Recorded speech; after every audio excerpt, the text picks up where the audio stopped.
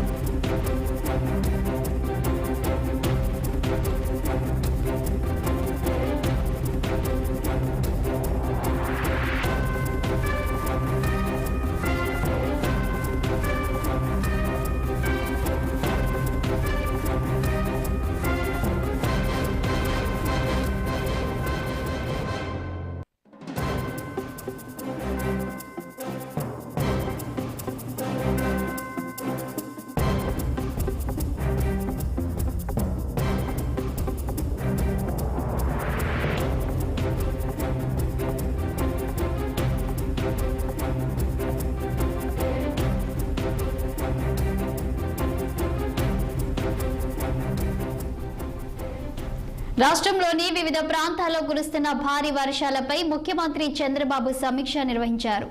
పలు జిల్లాల్లో భారీ వర్షాలు కురుస్తున్న నేపథ్యంలో ఆయా ప్రాంతాల్లోని పరిస్థితులపై సీఎం అధికారులతో మాట్లాడారు. అధికారులు అప్రమత్తంగా ఉండాలని, తగు సూచనలు చేయాలని, అవసరమైన సహాయక చర్యలకు ప్రభుత్వ సిబ్బంది సిద్ధంగా ఉండాలని ఆదేశించారు. మ్యాన్ హోల్, కరెంటు తీగలు తెగిపడే ప్రమాదాలు జరగకుండా చూడాలని ఆదేశించారు. భారీ వర్షాలు ఉన్న ప్రాంతాల్లో స్కూళ్లకు సెలవు ప్రకటించాలని సీఎం సూచించారు.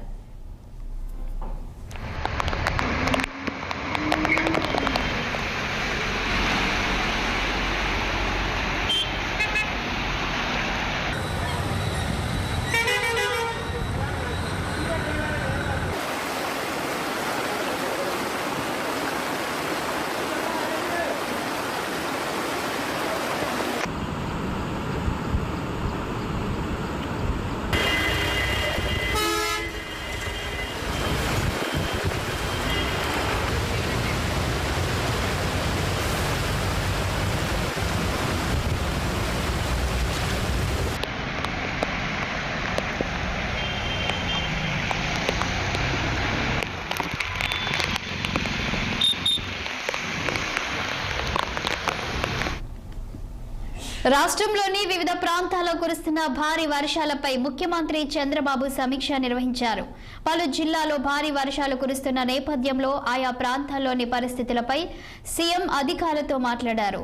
అధికారులు అప్రమత్తంగా ఉండాలని, తగు సూచనలు చేయాలని, అవసరమైన సహాయక చర్యలకు ప్రభుత్వ సిబ్బంది సిద్ధంగా ఉండాలని ఆదేశించారు.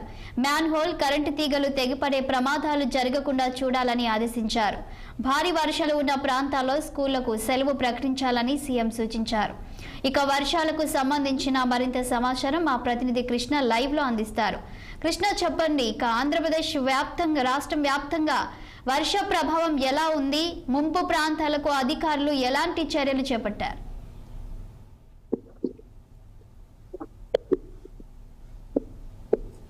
చెప్పండి కృష్ణ. రాష్ట్ర వ్యాప్తంగా ఇప్పటికీ అనేక ప్రాంతాల్లో అయితే వరదలు ముంచెత్తుతున్నాయి. నుంచి కూడా ఎడతెరపు లేకుండా కురుస్తున్న వర్షాలతో రాష్ట్ర వ్యాప్తంగా కూడా పలు జిల్లాలు అయితే ఇప్పటికే నీట ముందుగాయని చెప్పాలా. ఈ నేపథ్యంలో చూసుకున్నట్టు ముఖ్యమంత్రి ఇప్పటికే అధికారులందరితో కూడా సమీక్ష సమావేశాలు వర్చువల్ గా నిర్వహించారు. ఎక్కడ ఏ ప్రాంతంలో కూడా ఎక్కడా కూడా ప్రజలకి ఆస్తులకి కానీ ఎక్కడా కూడా ప్రాణ నష్టం జరగకుండా అన్ని చర్యలు తీసుకోవాలి. అన్ని జిల్లా కలెక్టర్తో పాటు జిల్లా ఎస్పీలతో కూడా ఇప్పటికే ముఖ్యమంత్రి చంద్రబాబు మాట్లాడినట్లు చూస్తా ఉన్నాం. దీంతో పాటు ఎక్కడైతే లోతట్టు ప్రాంతాలతో ఉన్నాయో, ఎక్కడైతే ప్రమాదకరమైన ప్రాంతాలు అంటే కొండ ప్రాంతాలు ఎక్కడనే వారికి ఉతాహుతున్న ఆ ప్రాంతాలకు వెళ్లి వెంటనే అధికారులంతా కూడా చర్యలు తీసుకోవాలని చెప్పేసి కూడా ఇప్పటికే ఆదేశాలంతా జారీ చేశారు. ఎవరికి ఏ నష్టం జరగకుండా కూడా ఇమ్మీడియట్ గా వారికి ఏదైనా ఆర్థిక సహాయ సహకారాలు కావాలన్నా కూడా అధికారులు దగ్గర ఉండి అది అన్ని చూసుకోవాలని కూడా చెప్పడం అయితే మనం చూస్తా ఉన్నాం. ఇప్పటి వరకే కూడా చూసుకున్నట్లయితే ఇటు ఉమ్మడి కృష్ణా జిల్లాలో కూడా పలు ప్రాంతాల్లో ఇప్పటికే రోడ్లన్నీ జలమని అయితే మోకాళ్ళతో నీళ్ళల్లో అయితే ఇప్పటికే నగరం అంతా అయితే కూడా ఉంది. దీంతో పాటు చూసుకుంటే నందిగామ, ఇది తిరువూరు, జగ్గయ్యపేట ప్రాంతాలతో వాగులు వంకలు అయితే పొర్లిపోతున్న పరిస్థితిలో మనం చూస్తాము. అదేవిధంగా ఈ విజయవాడ నుంచి ఏలూరు వెళ్లాల్సినటువంటి నేషనల్ హైవే కూడా దాదాపుగా మోకాళ్ళతో నీళ్ళల్లో రోడ్డు కూడా జలమయపడంతో నేషనల్ హైవే మీద వాహనాలు కూడా ఎక్కడెక్కడ నిలిచిపోయి విజయవాడ బందర్ రోడ్డు, ఏలూరు రోడ్డుకి వెయ్యి సర్కిల్ ప్రాంతాలతో పాటు అనేక ప్రాంతాలు నేత మునిగిపోయినాయి. ఎక్కడా కూడా వాహన సాధకులు బయటికి రాకుండా ఉండాలని చెప్పేసి పోలీసులు హెచ్చరిక జారీ చేస్తున్నారు. అదేవిధంగా విఐపీలకు కూడా కొన్ని హెచ్చరికలు జారీ చేశారు. విఐపీలు ఎవరైనా బయటికి వెళ్ళాలనుకున్నా ముందుగా ఇంటిమేట్ చేయాలి, ఎక్కడ కూడా ఇంటిమేట్ చేయకుండా బయటకు రావద్దని కూడా పోలీసులు అయితే హెచ్చరికపడుతుంటే మనం చూస్తాను. అదే కాకుండా విజయవాడలో కూడా 2 ప్రాంతాలతో కొండ చర్యలు ఇరిగిపడితే ఒక ప్రాణం కూడా పోయినట్లయితే మనం చూస్తాను. విజయవాడ సున్నపంటి సెంటర్ లో ఉన్నటువంటి కొండ ప్రాంతాల్లో కొండ చర్యలు ఇరిగిపడి ఒక ఇంటి మీద పడిపోవడంతో సుమారుగా ఇంట్లో ఉన్న కుటుంబ సభ్యుల పైన ఆ యొక్క కొండ అంటే ఇంట్లో ఉన్నటువంటి ఆ గోడలు పడిపోతుంటే ఒకరైతే శిథిరాల కింద ఇరుక్కుపోయి ఉన్నారు. మిగతా వారందరినీ కూడా కొంచెం గాయాల పాలైన హాస్పిటల్ తెచ్చిన పరిస్థితి చూస్తాను.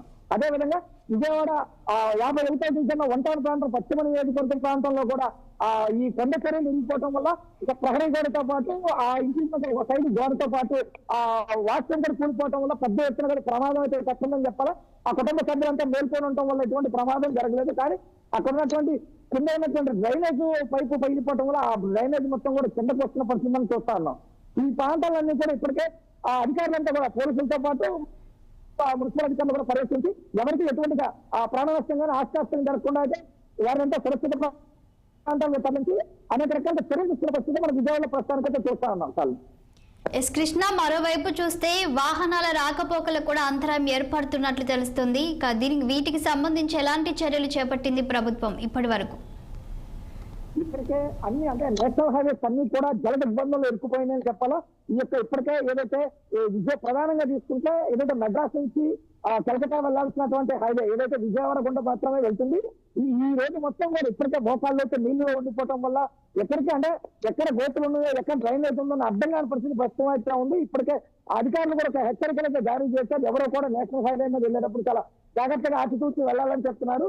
దీంతో పాటు ఎక్కడైతే నీరు చేరిపోయి ఉందో ఆ చేరిపోయిన ప్రాంతం నుంచి కాకుండా వేరే ప్రాంతం నుంచి కూడా రూటింగ్ చేస్తూ ఈ రహదారిని క్లియర్ చేసి వేరే రూటింగ్ లో కూడా నేషనల్ హైవే ప్రాంతంలో ఉన్నటువంటి ఆ వాహనాలన్నీ పరిస్థితి అంటే తరలించే పరిస్థితి కూడా మనం ప్రధానంగా చూస్తాను. అదే కాకుండా ఎక్కడ కూడా అంటే వెహికల్స్ కారులోకి అయితే రోడ్డు మీద కూర్చున్న కారులోకి అయితే దాదాపు కార్లన్నీ కూడా సగం మునిగిపోయిన ప్రాంతం అవుతుంది, మునిగిపోయింది. ఆ కారు లోపలికి కూడా నీళ్లు చేరిపోయిన పరిస్థితి చూస్తానన్నా. ఎక్కడెక్కడ వాహనాలన్నీ కూడా కొన్ని వాహనాలు అయితే ఆ కారు మొత్తం తడిచిపోయి ఆ లోపలికి వాటర్ వెళ్ళిపోయిన పరిస్థితి కూడా విజయవాడలో దర్శనమిస్తున్న పరిస్థితి మనకి ప్రధానంగా కనిపిస్తుంది. Okay, thank you Krishna.